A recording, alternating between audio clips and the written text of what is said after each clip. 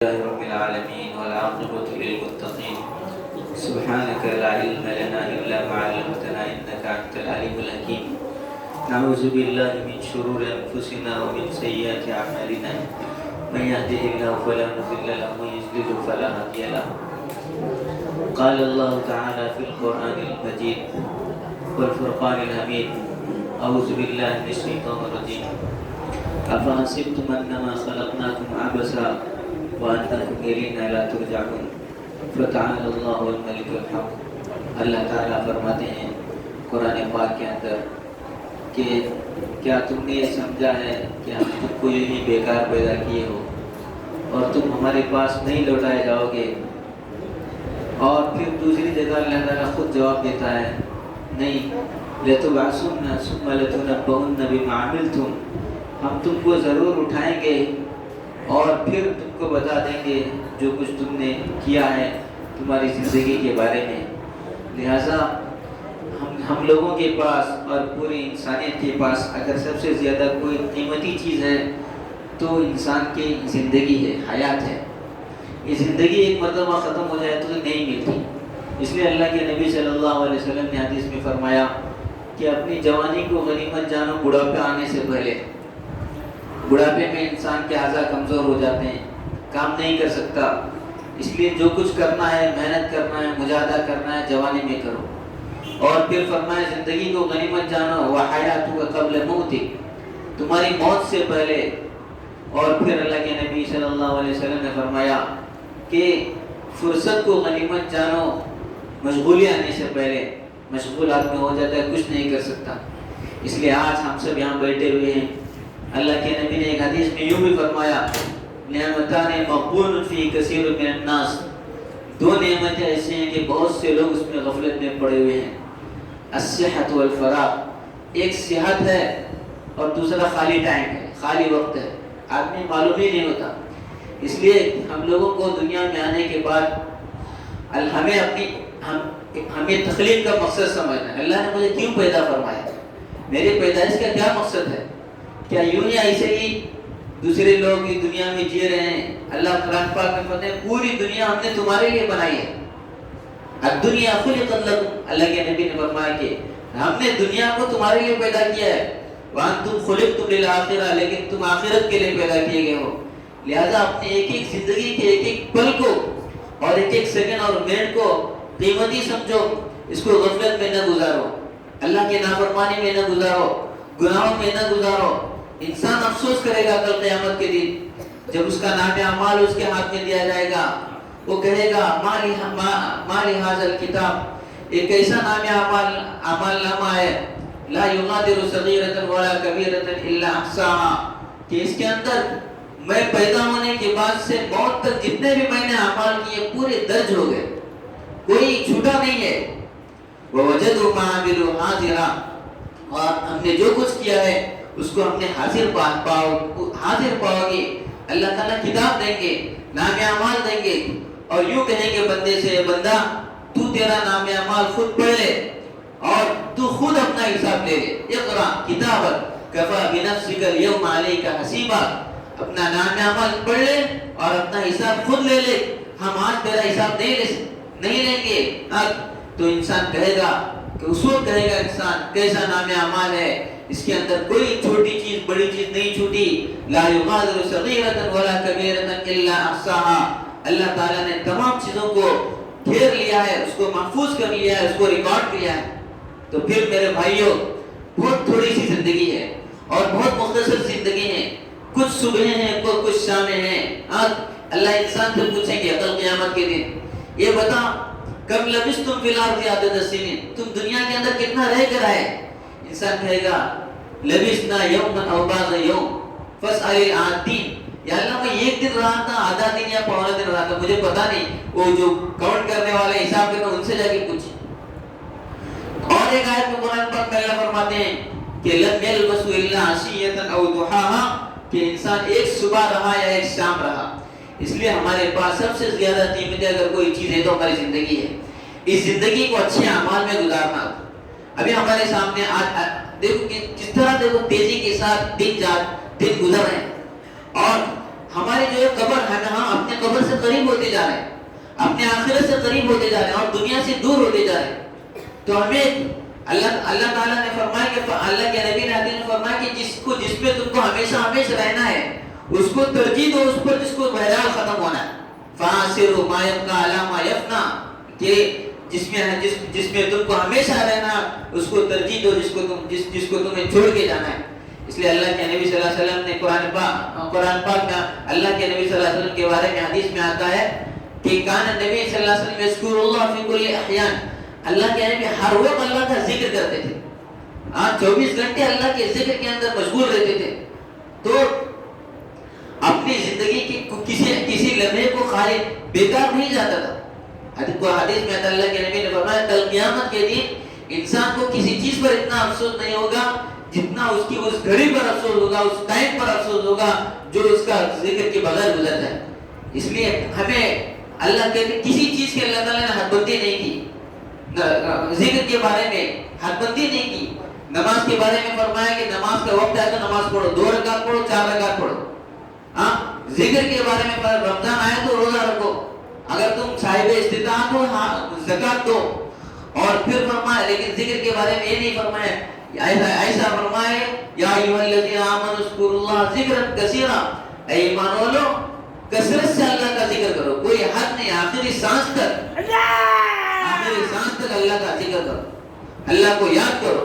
اپنی زندگی کے اوقات کو, اپنی زندگی کے لمحات کو غفلت میں مت گزارو. حدیث میں آتا ہے اللہ کے نبی نے فرمایا کہ تمہارے ہر بات کل قول وبال علیک الا ذکر اللہ, تمہاری ہر بات تمہارے خلاف وبال ہے سوائے اللہ کے ذکر کے. اس لیے ہم کو دنیا میں آنے کے بعد ہم سب محتاج ہیں, اپنی اصلاح کے محتاج ہیں, اپنی تربیت کے محتاج ہیں. ہماری اصلاح ہو جائے, ہماری تربیت ہو جائے کہ ہم اللہ کے بعد ہمارا کوئی مقام ہو جائے, اللہ کے بعد ہمارا کوئی مرتبہ ہو جائے. اللہ کے پاس مقام مرتبہ کب ہوگا؟ جب ہماری پوری زندگی شریعت و سنت کے مطابق ہوگی, ہمارا پورا کام شریعت و سنت کے مطابق ہوگا. جو بھی کام ہم کرنے جا رہے ہیں تو اس میں یہ دیکھیں کہ اللہ کے رسول علیہ السلام نے ہمیں کیا حکم فرمایا ہے, اللہ کے نبی کا مبارک کیا طریقہ ہے. میں دکان کھول رہا ہوں تو میں سب سے پہلے اسکول کے اندر, کالج کے اندر بزنس چیپٹر پڑھایا جاتا ہے. لیکن اللہ کے نبی صلی اللہ علیہ وسلم نے ہمیں بتایا ہے کس طرح تجارت کرنا ہے, کس طرح کاروبار کرنا ہے. کتاب البیوع کے نام سے ایک باب باندھا ہے محدثین رحمہ اللہ نے, اس کے اندر اللہ کے نبی نے بتایا کس طرح تجارت کرنا ہے, کس طرح کاروبار کرنا ہے. صحابہ کے بارے میں آتا ہے کہ ایسی تجارت ہوتی تھی, ان کی تجارت کو دیکھ کر لوگ اسلام کے قریب آتے تھے. اور اللہ تعالیٰ نے صحابہ کی تجارت کی تعریف فرمائی کہ ایسے لوگ ہیں رجال لا تلہیہم تجارت ولا بیع عن ذکر اللہ, کہ ان کی تجارت اور ان کے خرید و فروخت کو اللہ کی یاد سے غافل نہیں کیا. تجارت میں ہے لیکن اللہ کو یاد کر رہے ہیں, ان کی زبان کے اندر اللہ کا ذکر, ان کا دل ذاکر ہے, قلب ذاکر ہے, اور ان کی روح ذاکر ہے, ان کی زبان ذاکر ہے, اور پھر وہ اللہ سے غافل نہیں ہے. اس لیے اللہ تعالیٰ نے فرمایا کہ سب سے بڑا اس لیے بعض علماء نے لکھا ہے کہ غافلوں کی صحبت میں بھی مت رہو, کہ غافلوں کی صحبت میں یہ بھی بہت بری چیز ہے. تمہارے اندر بھی غفلت کا اثر تمہارے اندر بھی آئے گا. اور قرآن پاک میں اللہ تعالیٰ نے کس کے بارے میں فرمایا کہ کافروں کے بارے میں کہ ان کے کان ہیں سنتے نہیں, لہم قلوب لا یفقہون بہا, دل ہے سمجھتے نہیں, آنکھیں ہیں دیکھتے نہیں, کان ہے سنتے نہیں. اور پھر فرمایا کہ اولئک کالانعام, یہ جانور ہیں, بل ہم اضل, بلکہ جانور سے بھی بدتر ہیں. اور وجہ کیا ہے؟ واولئک هم الغافلون, یہ غفلت میں پڑے ہوئے, اللہ سے دور ہے. اس لیے اللہ تعالیٰ جو ہے ہر وقت یہ چاہتا ہے کہ بندہ اللہ کے قریب آئے. اور پھر جو ہے اس کے لیے اللہ تعالیٰ نے بندوں پر بہت بڑے احسانات کیے. اللہ تعالیٰ نے جب حضرت انسان کو پیدا فرمایا تو ملائکہ کو حکم دیا کہ اسجدوا لآدم, کہ آدم علیہ السلام کو سجدہ کرو. ملائکہ نے کہا کہ نہیں, ملائکہ نے سجدہ کیا.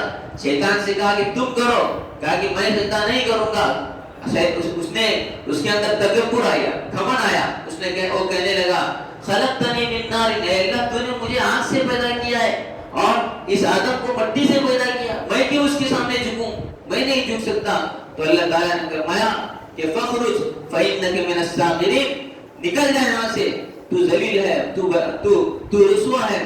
تو پھر وہ جاتے وقت اس نے ایک بات کہی کہ اللہ جب میں یہاں سے جا رہا ہوں تو میرا کام یہ ہوگا کہ میں کیا کروں گا، میں جو ہے میں ثم لآتینہم من بین ایدیہم ومن خلفہم وعن ایمانہم وعن شمائلہم ولا تجد اکثرہم شاکرین. اے اللہ میں ان کے آگے سے، پیچھے سے، سامنے سے اور بائیں سے، چاروں جانب سے آ کر، اوپر سے نیچے چاروں جانب سے آ کر ان کو جو ہے بھڑکاؤں گا اور ان کو اپنے ساتھ جہنم میں لے جانے کی کوشش کروں گا. تو اللہ تعالیٰ نے کہا تو تیرا کام کر، ان عبادی لیس لک علیہم سلطان، میرے جو نیک بندے ہوں گے ان پر تیرا بس نہیں چلے گا. اس لیے حدیث میں آتا ہے اللہ کے نبی نے فرمایا کہ ان الشیطان یجری مجرى الدم، جس طرح انسان کی باڈی کے اندر، جسم کے اندر خون گردش کرتا ہے اس طرح شیطان گردش کرتا ہے، اور جب وہ خیر کے کام کرنے کا ارادہ کرتا ہے فوراً اسے روک لیتا ہے. اس لیے جو ہے ہم سب کو اپنی زندگی کے بارے میں سوچنا ہے، گزرے ہوئے لمحات کے بارے میں سوچنا ہے کہ کس طرح ہم نے زندگی گزاری، ہمارے لمحات کس میں گئے، ہمارے ایام اور ہمارے اوقات کس میں گزرے. اگر خیر کے کاموں میں گزرے تو اللہ کا شکر ادا کرے، اگر اللہ کی نافرمانی ہوئی تو پھر ہم توبہ کریں، استغفار کریں. اللہ تعالیٰ کو توبہ بہت پسند ہے. اللہ تعالیٰ یوں نہیں فرماتا کہ تم توبہ کرو، بلکہ اللہ یوں فرماتا ہے ان اللہ یحب التوابین. اللہ تعالیٰ نہ صرف توبہ قبول کرتا ہے بلکہ اللہ تعالیٰ توبہ کرنے والوں سے محبت کرتے ہیں. اللہ تعالیٰ اپنی محبوبیت ان کو عطا فرماتے ہیں. اس لیے علماء نے لکھا ہے کہ جب کسی بندے کو توبہ کی توفیق ملتی ہے، گویا کہ اللہ تعالیٰ پہلے اللہ تعالیٰ اس کے لقد تاب اللہ تعالیٰ پہلے اس کی توبہ قبول کر لیتے ہیں، پھر اس کو ہاتھ اٹھانے کی توفیق دیتے ہیں. اور پھر فرمایا کہ اگر آدمی کوئی نیک عمل کرتا ہے وما توفیقی الا باللہ، سب سے پہلے اللہ تعالیٰ اس کے عمل کو قبول کرتے ہیں، پھر اس کو اللہ تعالیٰ زمین کے اندر توفیق دیتے ہیں. جب اللہ کسی بندے سے راضی ہوتے ہیں، رضی اللہ عنہ ورضوا عنہ، تو اللہ تعالیٰ جو ہے پہلے اس بندے سے راضی ہوتے ہیں، پھر اس کو اپنی رضا والے اعمال کی توفیق دیتے ہیں. اس لیے ہم سب کو اپنی زندگی کے بارے میں سوچنا ہے. بہت مختصر زندگی ہے اور بہت چھوٹی زندگی ہے. بعض علماء نے کہا کہ قرآن پاک میں اللہ تعالیٰ یوں فرماتا ہے یوم کان مقدارہ 50,000 سنہ، قیامت کا ایک دن 50,000 سال کے برابر. اس حساب سے اگر کاؤنٹ کیا جائے، حساب لگایا جائے تو دنیا کی زندگی صرف 2.5 سیکنڈ کی ہے، 2.5 سیکنڈ کی زندگی ہے. اتنی مختصر زندگی ہے. اس لیے اس زندگی کے اندر ہم، اللہ کے نبی علیہ السلام نے فرمایا تھا کہ کتاب الفتن کے اندر بہت سے ایسی حدیثیں ہیں، آخری زمانے میں جو کچھ ہوگا اس کے بارے میں اللہ کے نبی صلی اللہ علیہ وسلم نے پیشگی اطلاع دی. ایسے فتنے آئیں گے، ایسے خطرناک فتنے آئیں گے کہ دین پر جمنا اس طرح مشکل ہوگا کل قاعدۃ علی الجمر، جس طرح ہاتھ میں انگارہ پکڑا جاتا ہے. لیکن اس وقت اللہ کے نبی صلی اللہ علیہ وسلم نے فرمایا کسی صورت میں اپنے ایمان اور دین کو مت چھوڑنا. تو پھر اللہ کے نبی نے فرمایا کہ ایسے زمانے آئیں گے، بہت سے فتنے وجود میں آئیں گے. آج پرفتن دور میں ہم جی رہے ہیں. آج جو کچھ ہو رہا ہے، ہم دنیا کے جو حالات پر نظر کریں گے، دیکھیں گے تو ہمیں ایسا نظر آتا ہے کہ گویا کہ احادیث پڑھی جائے اور ان احادیث کو پڑھا جائے تو ایسا نظر آتا ہے گویا کہ اللہ کے نبی صلی اللہ علیہ وسلم جو ہے 1400 سال پہلے بیٹھ کر ان حالات کو، یہ حالات آپ کے سامنے تھے اور آپ اس کا تذکرہ بیان فرما رہے ہیں. ایک حدیث میں اللہ کے نبی نے فرمایا کہ یتطاول الزمان یتقارب الزمان، زمانہ قریب آئے گا، دن بہت تیزی کے ساتھ نکلیں گے، اور جو ہے سال مہینے کی طرح، مہینہ ہفتے کی طرح، ہفتہ دن کی طرح اور دن گھنٹوں کی طرح گزرے گا. فتنے عام ہو جائیں گے، اللہ کی نافرمانی عام ہو جائے گی اور پھر گناہ عام ہو جائیں گے. اور پھر اللہ تعالیٰ نے اس اسلام کو غلبہ دینے کا وعدہ فرمایا ہے. دنیا کے اندر کوئی طاقت ایسی نہیں اسلام کو مٹا سکے. اللہ تعالیٰ نے فرمایا، اللہ کے نبی نے حدیث میں فرمایا الاسلام یعلو، اسلام سربلند ہونے کے لیے آیا ہے، ولا یعلی علیہ، اسلام کبھی مغلوب نہیں ہو سکتا. مسلمان اپنی بدعملی کی وجہ سے مغلوب ہو سکتے ہیں وقتی طور پر، اپنے برے اعمال کی وجہ سے مغلوب ہو سکتے ہیں، لیکن اسلام مغلوب نہیں ہو سکتا. آپ نے تاریخ پڑھی ہوگی کہ بغداد کے اندر جب تاتاریوں نے حملہ کیا، صرف 40 دن کے اندر 18 لاکھ مسلمانوں کو قتل کیا گیا. لوگوں نے سمجھا کہ آپ اسلام ختم ہو گئے، بغداد کے اندر کوئی اللہ کا نام لینے والا نہیں رہے گا. پھر فوراً اللہ تعالیٰ نے چند ہی مہینے گزرے تھے، اللہ تعالیٰ نے کایا پلٹ دی، جو ظالم تھے وہ اسلام کے اندر داخل ہو گئے، اور تاتاریوں کو اللہ تعالیٰ نے اسلام دے دیا، وہ اسلام کے اندر داخل ہو گئے، اور پھر ان کے ذریعے سے اسلام کو قوت ملی، تقویت ملی۔ تو کسی شاعر نے کہا کہ صنم خانوں سے، یعنی کعبے کو پاسباں مل گئے، کعبے کو صنم خانوں سے، بت خانوں سے اللہ تعالیٰ نے لوگ کھڑے کر دیے۔ اسی طرح اللہ تعالیٰ نے ہمارے اوپر یہ ذمہ داری عائد کی ہے کہ تم بھی اللہ کے دین کے مددگار بن جاؤ۔ یا ایھا الذین آمنوا کونوا انصار اللہ، اے ایمان والو تم اللہ کے دین کے مددگار بن جاؤ۔ اللہ کے دین کو پورے عالم میں پھیلانے کے لیے جتنی کوششیں تم سے ہو سکتی ہو کوششیں کرو۔ وجاہدوا فی اللہ حق جہادی، اللہ کے راستے میں جہاد کرنے کا ہر وہ ممکن کوشش جس سے اللہ کا دین سربلند ہو جائے، اللہ کا دین غالب آ جائے، ہر گھر میں اسلام پہنچ جائے۔ اللہ کے نبی نے بھی خوشخبری دی، دنیا روئے زمین کے اندر کوئی جھوپڑی مکان ایسا باقی نہیں رہے گا، لا یبقی فی الارض بیت وبر، کوئی جھوپڑی مکان ایسا باہر داخل نہیں ہوگا، الا ادخل اللہ الاسلام، مگر ہے کہ اللہ تعالیٰ اس کے اندر اسلام کو داخل کر کے رہے گا۔ اما بعز عزیز، اگر عزت سے قبول کرے گے تو ٹھیک، ورنہ ذلیل ہو کر اسلام کو قبول کرنا پڑے گا۔ تو اللہ تعالیٰ نے فتح اور سربلندی کی خوشخبری دے دی، حالات کو دیکھ کر گھبرانا نہیں ہے۔ کیا ہوگا؟ سب سے بڑی طاقت اللہ کی ہے، وَلِلَّهِ الْعِزَّةُ وَلِرَسُولِهِ، عزت بھی اللہ کے لیے اور اللہ کے رسول کے لیے۔ اور پھر اللہ تعالیٰ نے فرمایا إِنَّ الْقُوَّةَ لِلَّهِ جَمِيعًا، سب سے بڑی طاقت اللہ کی طاقت ہے۔ وَإِنَّ اللَّهَ لَقَوِيٌّ عَزِيزٌ، اللہ تعالیٰ بہت طاقتور ہے۔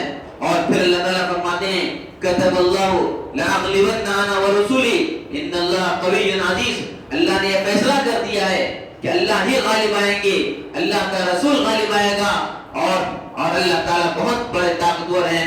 لیکن اللہ تعالیٰ نے ہم سے یہ فرمایا کہ ہم نے هو اجتباکم، ہم نے تم کو چنا ہے، ہم نے تم کو آخری امت میں اس لیے پیدا فرمایا کہ تم اس نبی کے درد اور غم کو لے کر، اس نبی کی قرآن کو لے کر امت کے اندر چلو پھرو، اور لوگوں کو اسلام کی طرف، دین کی طرف بلاؤ، اللہ کی طرف بلاؤ، قرآن کی طرف بلاؤ۔ ہم نے اس لیے تم کو دنیا کے اندر پیدا کیا۔ صحابہ نے اس کا حق ادا کر دیا۔ حجۃ الوداع کے موقع پر 1,00,000 صحابہ تھے، اللہ کے نبی نے فرمایا کہ دیکھو آئندہ سال میں نہیں رہوں گا، لعلی لألقاکم بعد عامی ھذا، آئندہ سال میں نہیں رہوں گا، خذوا عنی مناسککم، تم مجھ سے دین کی باتیں سیکھ لو اور حاضرین غائبین تک پیغام کو پہنچائیں۔ جتنے لوگ یہاں پر موجود نہیں ہیں، جو موجود ہیں سب پیغام پہنچائے دوسروں تک، اور اس دین کو پورے عالم میں غالب کرنے کی فکر کریں۔ تو پھر صحابہ نے اس پیغام کو لے کر پوری دنیا کے اندر چلے اور پھرے، اور لوگوں کو بھٹکے ہوئے انسانوں کو اللہ کے قریب کرنے کی فکر کی۔ انسان اس لیے صحابہ کی صفات کے بارے میں آتا ہے کانوا فرسانا بالنہار ورہبانا باللیل، رات دن میں گھڑ سوار تھے، دن میں لوگوں کے پیچھے محنت کرتے تھے، اور رات میں جو ہے رہبان تھے، رات میں اللہ کے سامنے کھڑے ہو کر اللہ کو مناتے تھے، اللہ کے سامنے روتے تھے۔ ہم کو اللہ تعالیٰ نے اسی لیے دنیا کے اندر پیدا فرمایا۔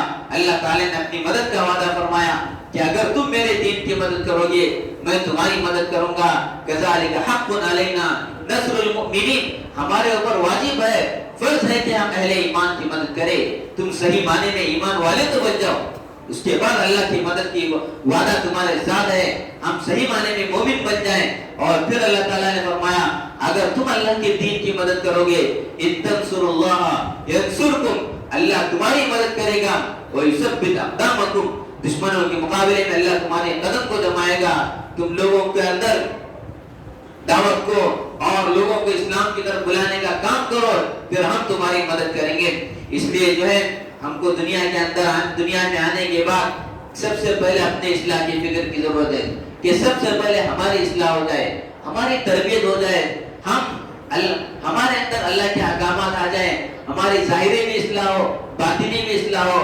ظاہری لباس وہ لباس پہنے جو اللہ کے نبی صلی اللہ علیہ وسلم کو محبوب تھا، اور جو نیک اور متقی لوگوں کا لباس ہے، اور باطن ہو ایسا ہو جیسے اللہ تعالیٰ ہمارے ظاہر کو بھی جانتے ہیں، ہمارے باطن کو بھی جانتے ہیں۔ اللہ کہتے ہیں ضرور ظاہر الاسم و باطنہ، ظاہری گناہ کو بھی چھوڑ دو، باطنی گناہ کو بھی چھوڑ دو. تو باطنی گناہ کیا ہے؟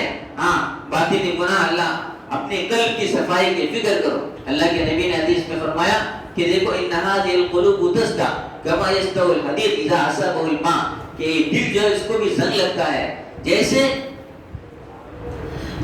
جو ہے لوہے کو زنگ لگتا ہے. صحابہ نے پوچھا ما جلا ہوا یا رسول اللہ، اللہ کے رسول اس کو کس طرح صاف فرمائیں گے؟ فرمایا ذکر اللہ، اللہ کا ذکر کرو. کس طرح ذکر کریں گے؟ کون سا ذکر کریں گے؟ یہ ہم کو نہیں معلوم. یہ تو ہمیں ماہرین سے پوچھنا پڑے گا، شیوخ سے پوچھنا پڑے گا، مربی سے پوچھنا پڑے گا، مرشد سے پوچھنا پڑے گا کہ میرے لیے کون سا ذکر بہتر ہے. اس لیے اللہ کا ذکر کرے، اپنے قلب کو صاف کرنا ہے، اپنی روح کو پاک کرنا ہے.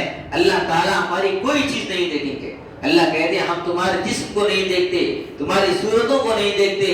ان اللہ لا ينظر الى اجسامکم ولا الى صورکم ولكن ينظر الى قلوبکم واعمالکم. لیکن اللہ تعالیٰ ہمارے قلوب کو دیکھتے ہیں اور ہمارے دلوں کو دیکھتے ہیں اور ہمارے اعمال کو دیکھتے ہیں. انبیاء علیہ السلام کی جو محنت وہ دلوں پر ہوئی، دلوں میں پر انہوں نے محنت کی انسان، اور دلوں کے اندر اللہ تعالیٰ کی کبریائی کو جمانے کی فکر کی. اسی لیے حدیث جبرائیل علیہ السلام کے اندر جبرائیل علیہ السلام نے سب سے پہلے کیا پوچھا؟ اللہ کے نبی صلی اللہ علیہ وسلم کے پاس جبرائیل علیہ السلام آئے، انسانی شکل میں آئے اور کچھ سوالات پوچھے. پہلا سوال کیا تھا؟ پہلا سوال ایمان کے بارے میں تھا کہ ایمان کیا ہے. اللہ کے نبی نے ان کو جواب دیا. پھر دوسرا سوال مل اسلام، اسلام کیا ہے، شریعت کے متعلق پوچھا. اللہ کے نبی صلی اللہ علیہ وسلم نے شریعت کے بارے میں پوچھا، بتایا. اور تیسرا سوال جو پوچھا تھا مل احسان، احسان کیا ہے. علماء کہتا ہے یہی تصوف ہے جو ہم لوگ اپنی اصلاح تربیت کی فکر کرتے ہیں، یہی تصوف ہے. اور یہ دین کا ایک بہت بڑا حصہ ہے کہ آج بہت امت کا ایک بہت بڑا طبقہ اس سے محروم ہے اور امت کا ایک بہت بڑا طبقہ اس سے دور ہے.